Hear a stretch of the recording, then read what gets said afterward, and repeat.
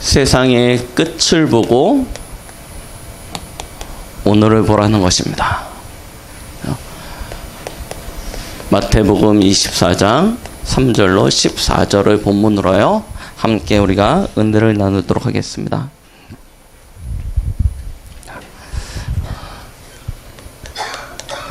어느덧 2018년이 다 지나갔습니다. 내일이 1년의 마지막 날이죠. 주일로 따지면 오늘이 52주차 마지막 주일입니다. 우리가 한 해를 마무리하면서 우리의 날들을 돌이켜보면 때로는 후회가 되기도 하고요. 때로는 조금 아쉽기도 합니다. 그런데 그런 일들이 우리에게는 자주 있었습니다. 우리가 살아온 날들만큼 우리는 항상 이맘때가 되면 후회하고 아쉬워하고 또 다시 새로운 결단을 하고 도전을 하고자 마음을 먹고요. 자, 그런데요, 우리가 진짜 올 한 해를 돌이켜보면 후회할 일들만 있었습니까? 사실은 우리에게는 감사할 일들이 훨씬 더 많습니다. 그런데 왜 우리는 항상 연말이 되면 후회할까요? 한 해를 곰곰이 돌이켜보면요, 아주 감사할 거리들이 참 많거든요. 그런데 항상 이맘때가 되면 제일 먼저 나오는 게 뭐냐면 후회예요. 왜 그럴까요? 지난주 강단에서 이야기하셨습니다. 우리는 기준이 이거예요. 열심이에요. 열심히 살았어야 되는데, 최선을 다했어야 되는데, 좀 더 노력했어야 되는데, 이게 기준입니다. 그래서요, 한 해를 돌이켜보면 한 100% 할 수 있었는데 늘 무슨 생각이 드냐면 한 80%, 70%밖에 못한 것 같아요. 조금만 더 노력했으면 좀 더 많은 것들을 이룰 수 있었을 것 같은 생각이 있죠. 그런데 하나님의 기준은 언약입니다. 이 두 가지가요, 우리에게는 아직까지도 우선순위가 정해져 있지 않은 거예요. 언약을 놓고 돌이켜보면요, 우리는요, 굉장히 감사할 거리들이 참 많습니다. 작년의 나의 영적인 상태와 지금의 나의 영적인 상태를 비교해 보십시오. 그러면요, 우리는 훨씬 더 많은 영적인 부분에서 성장을 이루었다는 것을 알게 되어질 것입니다. 일단 내 안에 이게 담겨진 메시지가 달라요. 그리고 우리가 기도하는 기도의 제목이 다릅니다. 내게 주어진 내 안에 올 한해 내게 주신 언약이 무엇이지? 하나님이 내게 무슨 말씀을 주셨지? 하고 딱 생각해 보면요, 다른 것이 담겨져 있습니다. 우리에게 주신 언약, 하나님의 은혜는 작년과 비교할 수 없는 새로운 은혜, 새로운 축복들을 올 한해 우리에게 채워주셨습니다. 그런데 우리는 여전히 여기에 관심이 있고 여기에 초점이 맞춰져 있다 보니까 한 해를 마무리하면서 늘 후회합니다. 그리고 내년에는 결단합니다. 무슨 결단합니까? 더 열심히 해야겠다. 더 노력해야겠다. 이게 계속 반복되어지면요, 우리는요, 해가 지나면 지날수록 똑같은 일이 반복되어집니다. 후회하고 결단하고 후회하고 결단하고. 물론 그것이 잘못되어졌다라고 이야기할 수는 없을 것입니다. 누구나 다 최선을 다하고 열심히 해야 되겠죠. 그런데 실제로 우리가요, 매일매일의 삶 속에서 나를 살리고 나를 치유하는 것은 후회가 아니고 감사입니다. 그렇죠? 억지로 감사하는 게 아니고요, 하나님이 내게 주신 언약을요, 분명히 하면요, 우리는요, 감사가 나올 수밖에 없습니다. 올 한 해 우리에게 주셨던 메시지 곰곰이 생각해 보십시오. 갑절의 영감, 하나님께서 우리에게 약속하신 거 아닙니까?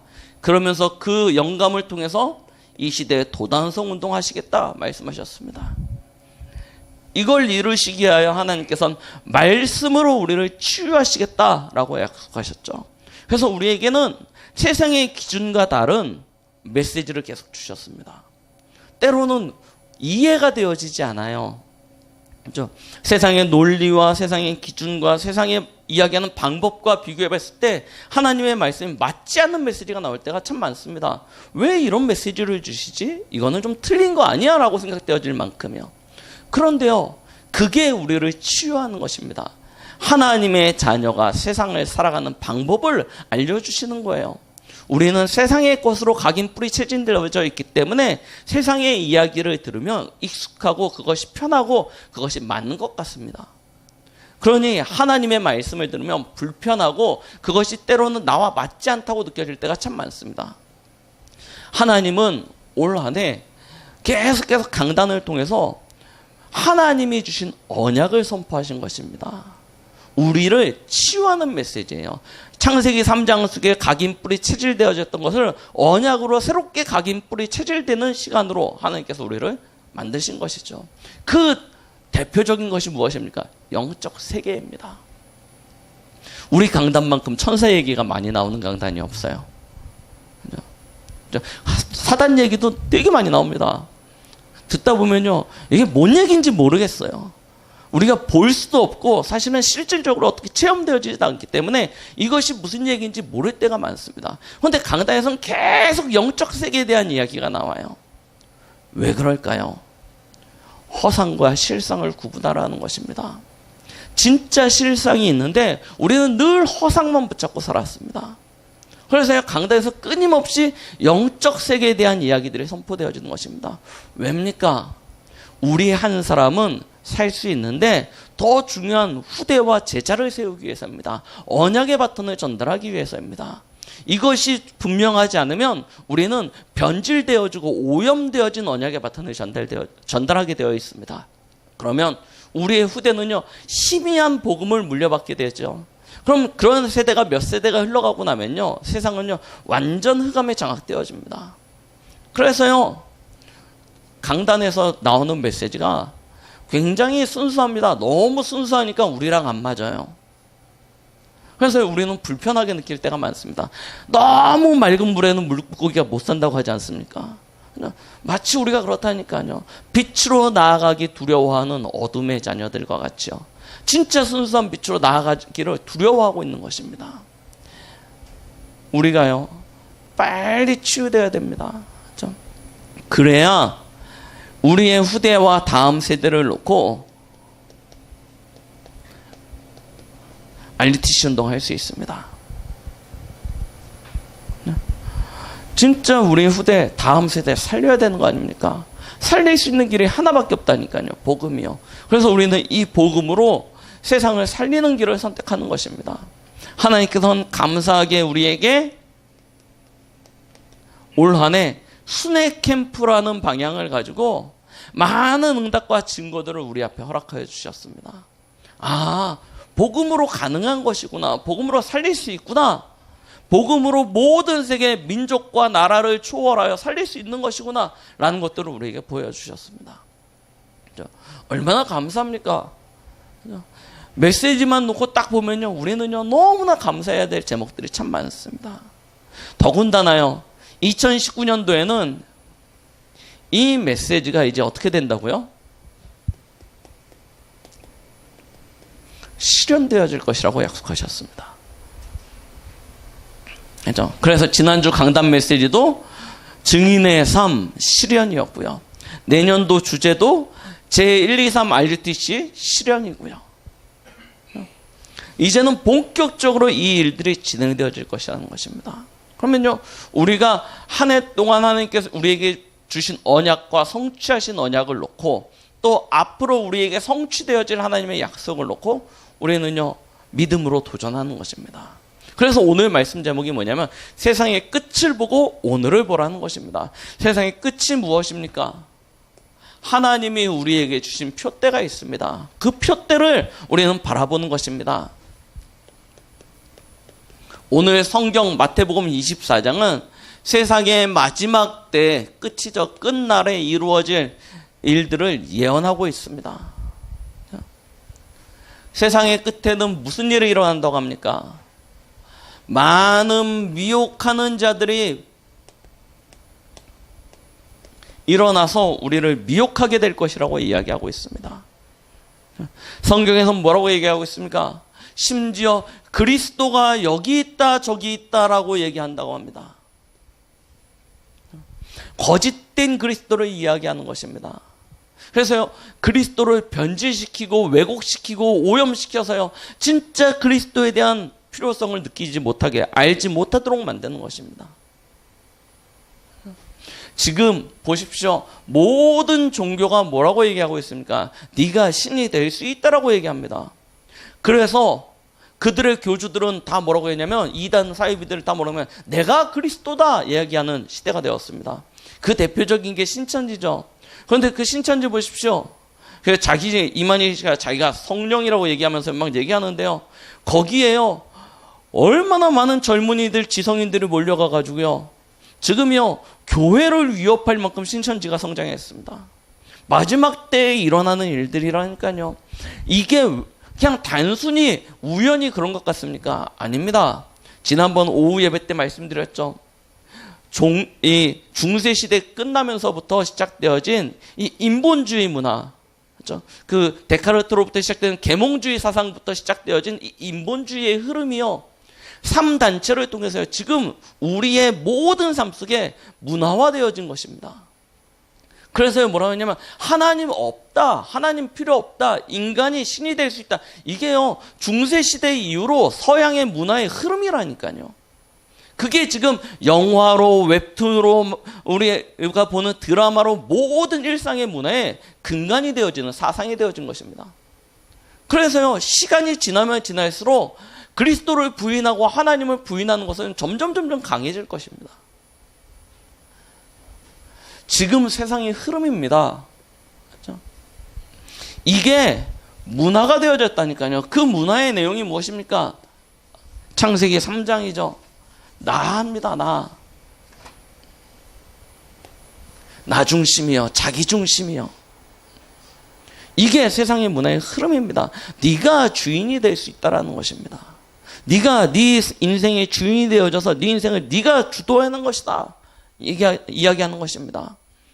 자, 이것이 주체가 되어지다 보니까요, 창세기 6장이요 귀신에게 장악되어지는 것입니다. 네피림 시대 아닙니까? 그럼 결국 어떤 문화가 이루어집니까? 망하는 문화입니다. 창세기 11장이요.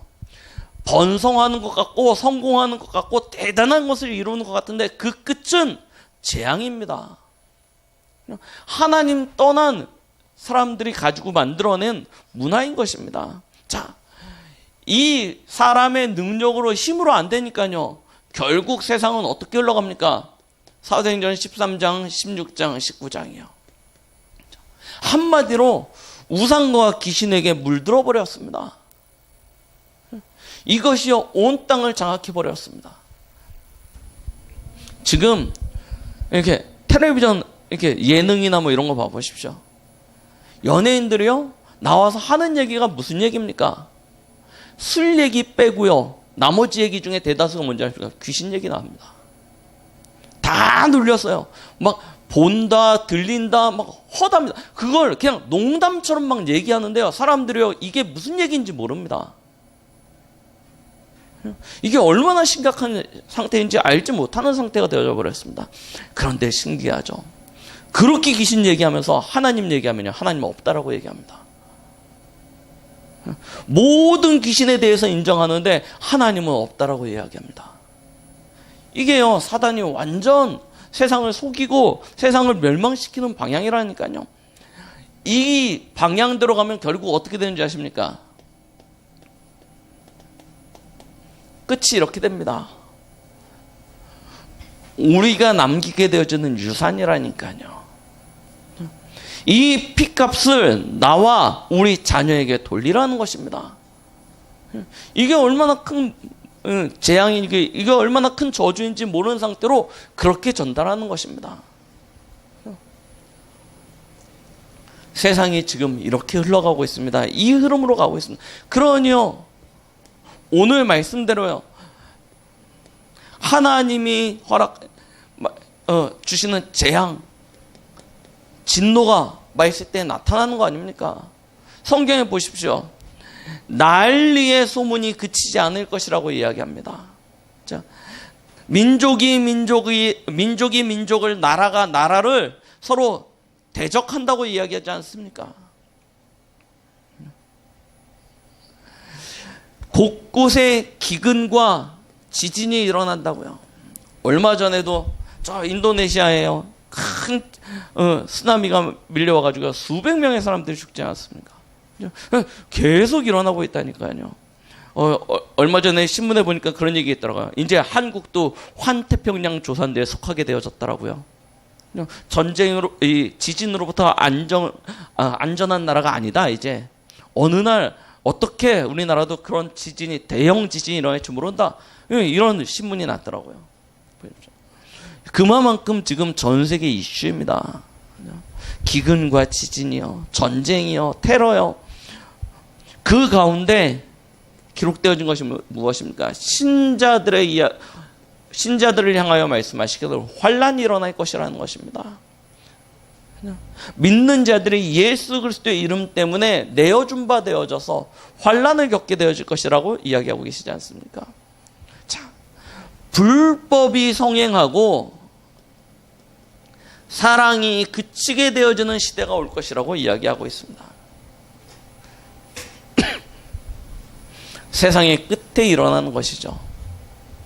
그런데 중요한 것은 이렇게 된다고 이것이 끝이냐? 그렇지 않다라고 이야기하고 계십니다.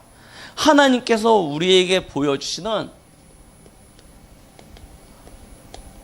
하나님의 시간표가 있다는 것이죠. 이것이 우리가 달려가야 될 우리의 인생의 표대가 되는 줄 믿습니다. 우리의 이정표예요. 그렇죠? 많은 어려움, 환란들이 있겠지만 이것은 끝이 아닙니다. 진짜 끝은 따로 있다라고 이야기하셨어요. 그 끝이 무엇입니까? 14절에 이야기하고 계시죠. 이 천국 복음이 모든 민족에게 증언되기 위하여 온 세상에 전파되리니 그제야 끝이 올 것이라고 이야기하고 계십니다. 많은 일들이 일어나기 때문에 사람들은 말세야, 이제 곧 망하겠어요 이야기하지만 그렇게 해서 망하지 않는다는 것입니다. 하나님이 세상을 움직이시는 시간표가 있어요. 그 시간표는 마태복음 24장 14절 반드시 전도와 연결되어져 있습니다. 자, 왜 전도와 연결되어져 있습니까? 예수님이 이 땅에 오신 이유가 전도이기 때문입니다.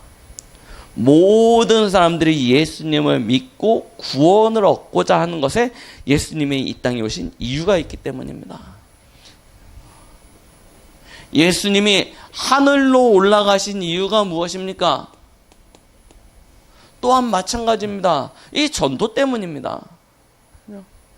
하늘과 땅의 모든 권세를 내게 주셨으니 그러므로 너희는 가서 모든 족속으로 제자를 삼으라고 이야기하십니다. 그렇죠? 예수님이 하늘로 올라가신 이유가 영혼 구원입니다. 그래서요, 베드로전서 1장 9절에는요, 믿음의 결국은 영혼 구원이라고 이야기하고 계십니다. 예수님, 하나님, 성삼위 하나님의 모든 포커스는 생명을 살리는 것에 포커스가 맞춰져 있습니다. 그래서 마지막 시간표가 왜 전도와 연결되어져 있냐? 하나님은 하나님이 구원하시기로 작정한 영혼, 그 한 영혼도 놓치시지 않습니다. 그 모든 사람이 구원을 받는 그날 다시금 예수님이 이 땅에 재림하실 것을 오늘 마태복음 24장에서는 이야기하고 있는 것입니다. 그 날을 사단이 싫어하기 때문에 뭐합니까? 방해하는 것입니다. 환난과 핍박으로 우리를 믿는 자들을 잡아 가두기도 하고 때리기도 하고 죽이기도 해가면서 이 복음만 증거되어지지 못하도록, 그러면서 거짓된 선지자들을 통해서 이 복음이 변질되어지고 왜곡되어지도록 계속해서 미혹하고 속이는 작업들을 하고 있는 것이죠. 우리는요, 우리의 삶의 모든 중심을 어디에 맞추시면 되냐? 하나님의 소원에 나의 삶의 소원을 두시고 하나님이 계획하시는 그 계획 속에 나의 삶의 계획을 맞추시면 하나님이 당연히 응답하시고 하나님의 당연한 축복을 누릴 수 있게 되는 것이죠. 그러기 위해서 우리 자신은 먼저 발견해야 되는 것이 있습니다. 그것이 무엇이냐? 바로 복음입니다. 전도를 한다는 것은 길을 알려주는 것입니다. 도대체 무슨 길을 알려주겠습니까? 이 길이 진짜인지 가짜인지 우리가 한번 밟아봐야지 그 길을 이야기해 줄 수 있는 거 아닙니까? 가보고 전달해 줄 수 있는 거 아닙니까? 가보지 못했더라도 일단은 지도를 보고 확인이라도 해야 되는 거 아닙니까? 근데 우리가 확인도 해보지 못하고 가보지도 않은 길을 알려준다. 이거는 말도 안 되는 것이죠. 복음을 그래서 우리는 알아야 되는 것입니다. 어떻게 알면 됩니까? 복음의 당연성입니다. 왜 복음이 당연하다고 얘기합니까? 왜 당연하게 복음이 있어야 되는 것입니까? 이유는 하나입니다. 이 땅의 문제가 눈에 보이는 문제면 사람의 손으로 해결할 수 있는데 이 땅의 문제는 영적 문제이기 때문입니다. 하나님 떠나서 온 문제입니다. 죄 때문에 일어난 일입니다. 사단의 손에 장악되어져서 시작되어진 것입니다. 그 일로 말미암아 이 땅에 모든 문제가 왔습니다. 그래서 복음이 아니고서는 안 되는 것입니다. 그래서 복음의 당연성이라니까요. 그렇죠? 당연성만 있으면 복음이 아니면 안 되니 당연히 복음의 필연성이 나오겠죠. 예수 그리스도가 아니면 안 되는 것입니다. 오직입니다. 그렇죠? 유일입니다. 천하 인간의 구원을 얻을 만한 다른 이름을 우리에게 주신 적이 없다라고 얘기했습니다. 그래서 복음만 인생이 가지고 있는 이 영적 문제를 해결할 수 있습니다. 그래서 복음의 필연성입니다. 이 복음 앞에 나아가면 우리의 모든 영적인 문제가 해결되어지고 우리 원래 하나님이 우리를 창조하신 하나님의 형상을 회복할 수 있는 것이죠. 복음의 절대성입니다. 어떠한 상황, 어떠한 형편, 어떠한 모습이든 상관없습니다. 이 사실만 발견하게 되어지면 인생 모든 문제 끝나는 것입니다. 우리는 이 복음의 당연성, 필연성, 절대성을 누리는 것입니다. 그리고요, 회복하는 것입니다. 기도의 힘이요, 기도의 능력이요.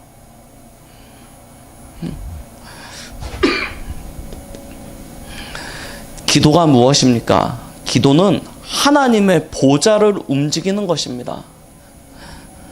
예레미야 33장 1절로 3절 말씀에 이야기하고 계십니다. 일을 행하는 여호와, 그 일을 지어 성취하는 여호와, 그 이름을 여호와라는 이가 이같이 이르노라라고 이야기하고 계십니다. 성경에 기록되어 우리가 우리의 생각으로 우리의 의지로 일을 계획할지라도 그 일을 경영하시는 이는 하나님이십니다.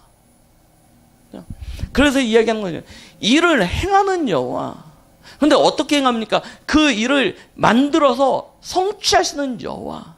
그 여호와께서 이야기하는 너는 내게 부르짖으라. 그러면 내가 내게 응답하겠고 내가 알지 못하는 크고 은밀한 일을 보이겠다라고 분명히 약속하셨습니다. 기도는 하나님의 보좌를 움직이는 유일한 방법입니다. 히스기야가 죽음의 위기가 찾아왔을 때 하나님 앞에 간구하지 않습니까? 이미 하나님은 히스기야의 생명을 결정하신 것입니다. 그의 연수를 결정하셨습니다. 몇 년, 몇 월, 며칠, 몇 시에 너는 죽는 것이다 라고 결정했습니다. 그 사실을 알고 히스기야가 뭐합니까? 하나님 앞에 기도로 붙습니다. 기도로 결단합니다. 끝까지 기도합니다. 맞죠? 침상을 적셔가면서 하나님 앞에 간구합니다. 하나님이 그의 연수를 어떻게 하십니까? 더하시는 그런 축복을 허락하십니다.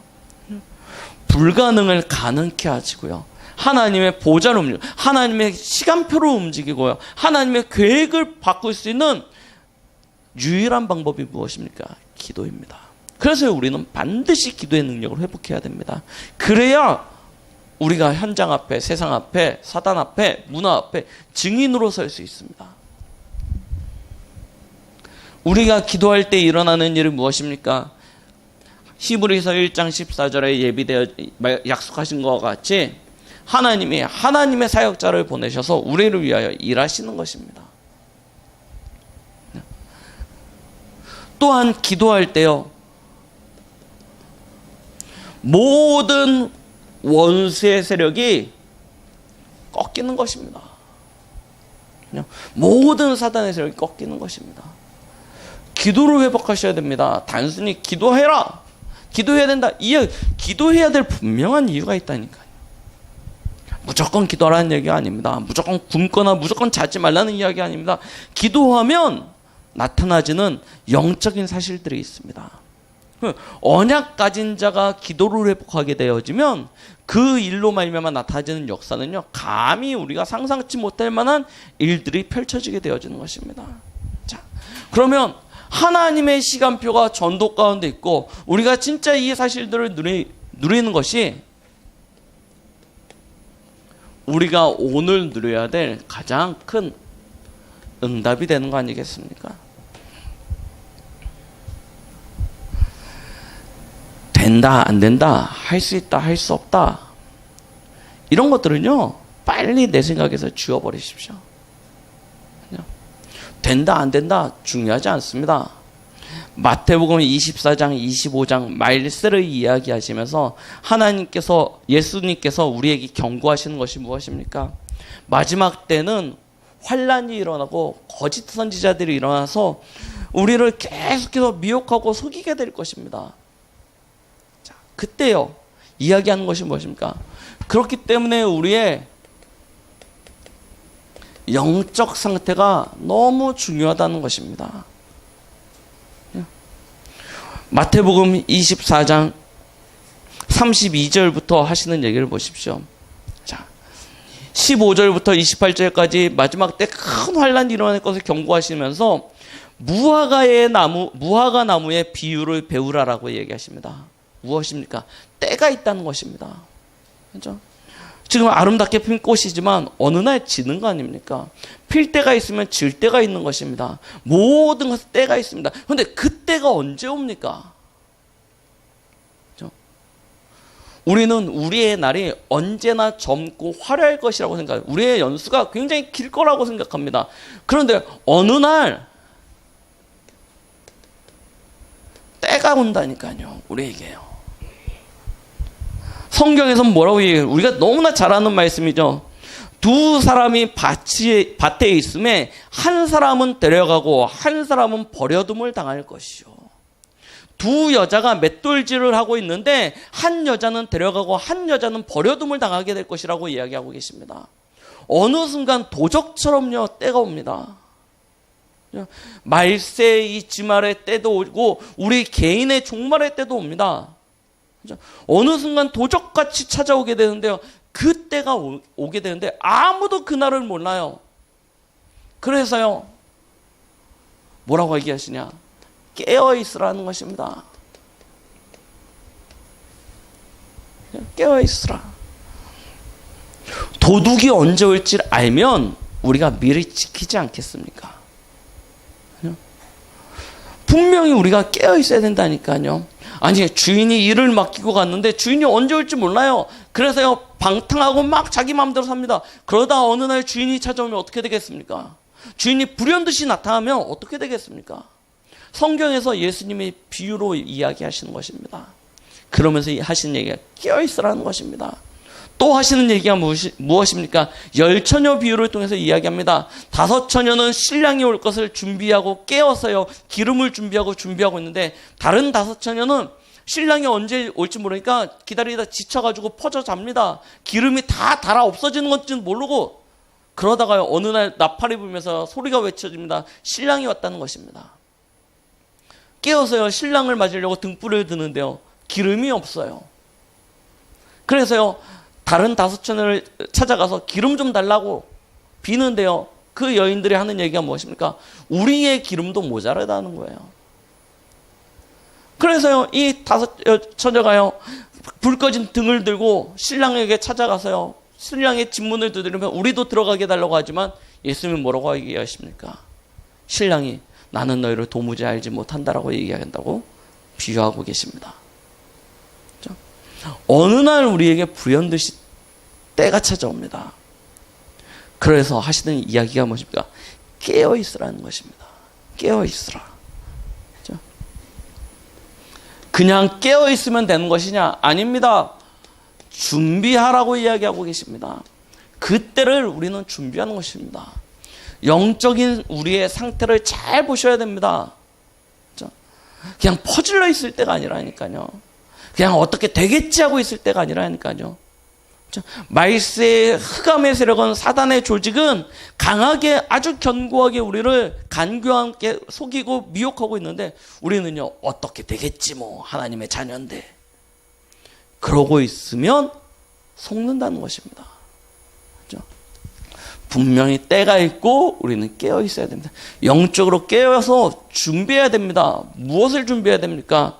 10처녀 비유를 통해서 우리에게 말씀하셨던 것 같이 우리는요, 기름을 준비해야 됩니다. 그 기름이 무엇입니까? 나를 밝히고 나를 태울 수 있는 기름이 무엇입니까? 복음입니다. 그렇죠? 여러분, 복음으로 여러분들의 인생의 모든 답을 확인하십시오. 찾아내십시오. 그리고 기도 속에서 하나님이 주시는 힘을 반드시 회복하십시오. 우리 렘넌트들은 더군다나 전도와 선교 속에 하나님이 주시는 미래를 찾으십시오. 이거 반드시 찾으셔야 됩니다. 반드시 누려야 됩니다. 이거 누리지 못하면 우리의 영적 상태는 성장하지 못합니다. 성장하지 못하는 것이 아니고 퇴보되게 되어져 있습니다. 그래서요, 진짜 예수 그리스도가 내 인생 모든 문제의 답인지 확인하셔야 돼요. 이 답이 확인되어지기 전까지는 굳이 막 함부로 움직이실 필요도 없습니다. 가만히 기다리십시오. 그러면 굶어 죽으면 어떡합니까? 생각해 보시라니까요. 우리가 방방 뛰어다녀서 먹고 살았습니까? 가만히 있는다고 굶어 죽었습니까? 그런 적이 한 번도 없습니다. 그런 적이 없다니까요. 내가 열심히 뛰어서 먹고 사냐? 아니요, 그렇지 않습니다. 내가 가만히 있으면 굶어 죽냐? 그렇지도 않습니다. 하나님이 하나님의 자녀를 입히시고 먹이십니다. 그러면 무엇을 확인하면 되냐면 그 속에서 하나님이 나와 함께하고 계심을 확인하는 것입니다. 가장 위기 상황에 있다. 가장 최고의 기회입니다. 하나님은 진짜 나와 함께하고 계시냐? 그거 확인하시면 돼요. 그걸 분명히 확인하셔야 됩니다. 진짜 절망과 낙심 속에 있습니까? 하나님이 주시는 힘을 얻으십시오. 기도하십시오. 아무것도 못하고 있는데 뭐 하십니까? 기도하시면 되지 않습니까? 어차피 못하는 상황이면 가만히 계셔서 하나님 앞에 기도하시라니까요. 뭘 기도하시면 되냐면, 다시 얘기합니다. 진짜 그리스도가 모든 문제의 답이 맞습니까? 이 문제 속에 하나님의 뜻이 있고 하나님의 계획이 있는 것이 무엇입니까? 우리는요, 머리가 나빴어요. 하나님의 것을 알지 못합니다. 그래서 하나님이 즉각 알려주셔도 참 우리 감사하지만 하나님께서 우리에게요, 하나님의 비밀을 차근차근 알게 해주십니다. 왜냐하면 우리는 머리가 나빠서요, 즉각 응답받으면 그 다음 되면 또 잊어버려요. 뭐든지 빠르게 응답받으면 그 다음 되면 잊어버린다니까요. 하나님이요, 그래서요, 우리에게 차근차근 은혜를 주고 계십니다. 하나님이 주신 힘을 얻으십시오. 진짜 은혜 받으시면요, 평안해지십니다. 아무것도 못하고 진짜 손 놔야 될 상황이면 그냥 손 놓고요, 뭐 하시면 되냐? 복음 들으십시오. 그리고 계속 기도하십시오. 그러면서 모르겠죠, 안 되겠죠, 뭐 하시면 되냐면 전도로 꿈꾸십시오. 진짜 나를 통해서 하나님이 이루실 세계복음화의 꿈을 꿔보십시오. 혼자서 제일 힘들어요, 이거 하라는 게. 말로 이렇게 말씀드리지만. 그래서 뭐 하셔야 되냐? 예배 드리시는 겁니다. 맞죠? 예배 드리시는 거예요. 예배가 무엇입니까? 하나님이 우리에게 주신 이 기록되어진 말씀이 내 귀에 들려지는 하나님의 언약으로 붙잡는 시간이 예배 시간입니다. 그럼 예배 시간이 가장 중요한데 대부분 예배 시간에 등한이에요. 그냥 별거 아닌 것처럼, 그냥 시간이 되면 가서 드리고, 시간이 안 되고 바쁘면 또 그냥 뭐 이래저래 우선순위에 밀려서 그냥 다음 주에 가지, 뭐 이렇게 되는 경우가 참 많다니까요. 예배 시간은요, 굉장히 중요한 시간입니다. 하나님의 성취될 언약이 내 마음과 내 삶과 내 현장 속에 박히는 시간이 예배 시간이에요. 그래서 예배는요, 반드시 성공해야 됩니다. 예배는 반드시 응답받으셔야 됩니다. 예배 자체가 하나님의 말씀이고 예배 자체가 기도가 되어집니다. 그래서 진짜 뭔지 모르겠다, 내 인생이 너무 답답하다, 그러면 뭐 하시면 되냐면 계속 교회 오셔서 예배 드리십시오. 새벽에 와서 예배 드리시고, 수요 기도에 와서 예배 드리고, 금요 기도에 와서 예배 드리시고, 계속 예배 드리십시오. 왜 옛날 어르신들이 문제만 생기면 기도원으로 올라가셨는지 아십니까? 기도원에서는 24시 예배 드리거든요. 우리가 부르짖는 것도 있지만 진짜 예배 드릴 때 우리의 모든 문제 가운데 하나님이신 답이 발견되어집니다. 예배 드리셔야 됩니다. 예배에 우리의 모든 삶의 우선순위를 들으셔야 됩니다. 그리고요, 현장에서는요, 기도 스케줄 찾으십시오. 기도 스케줄 만드시는 것입니다. 이 예배 때 받은 은혜를 내 현장에 지속하시는 것입니다. 그리고요, 특히 우리의 렘넌트들, 하나님이 주신 전도를 놓고 나의 달란트를 찾아 누리셔야 됩니다. 성공하기 위하여 우리는 내 달란트를 발견하고자 합니다.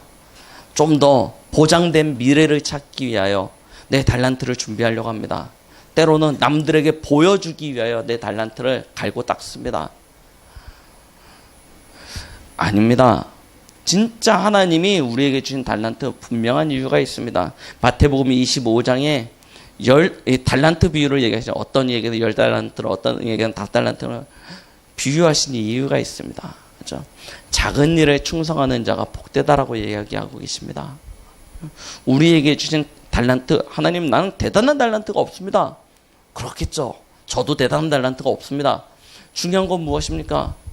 전도 속에 하나님이 우리에게 주신 모든 답이 있습니다. 작은 달란트이기 때문에 성공하지 못하는, 나 아무런 재능이 없어 성공하지 못한다고 생각하십니까? 보십시오. 악하고 게으른 자의 달란트를 빼앗아서 누구에게 주신다고 했죠? 충성된 이에게 나눠주신다고 하셨습니다. 그러면 우리가 작은 달란트이기 때문에 성공하지 못한다. 나는 어떤 재주가 없고 재능이 없다. 아닙니다. 진짜 전도 속에서 하나님이 우리에게 주신 계획과 그 뜻을 가지고요, 우리가 충성 헌신하면요, 하나님께서 다른 이들의 것을 빼앗아서 우리에게 더하여 주십니다. 악하고 게으른 이들의 것을 앗아다가 우리에게 허락하여 주십니다. 그럼 우리가 성공할 수 있는 진짜 답이 어디냐면 전도 속에 있다니까요. 하나님의 축복을 누릴 수 있는 답이요. 그러면 뭐 하시면 되냐? 그 속에서 나의 달란트를 가지고 작은 일에 충성하는 것입니다. 그렇죠? 자, 말씀을 마무리합니다.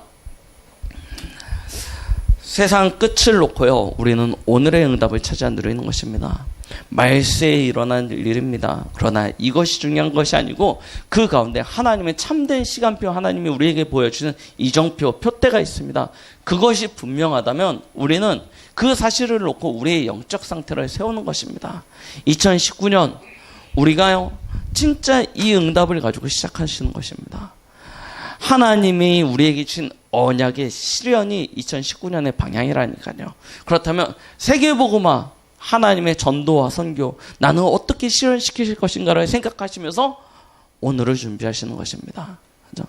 하나님께서는 우리의 모든 걸음 속에, 우리의 모든 언약의 여정 속에서 하나님의 함께 하심의 증거를 통하여 요셉과 같은 참된 은혜와 또 역사를 우리의 삶 속에서 허락해 주실 줄 믿습니다. 우리 같이 기도하시겠습니다. 하나님 아버지, 감사드립니다. 오늘 우리에게 주신 말씀을 우리가 가슴에 담습니다. 세상의 마지막 때에 일어날 일들을 바라보면서 하나님의 시간표를 보고 그 모든 언약을 오늘의 응답으로 누리길 원합니다. 주님께서 우리에게 이 모든 일을 온전히 감당할 수 있는 영적 상태가 준비되어지는 한 주간이 되도록 역사하여 주시옵소서. 예수님의 이름으로 기도드렸습니다. 아멘.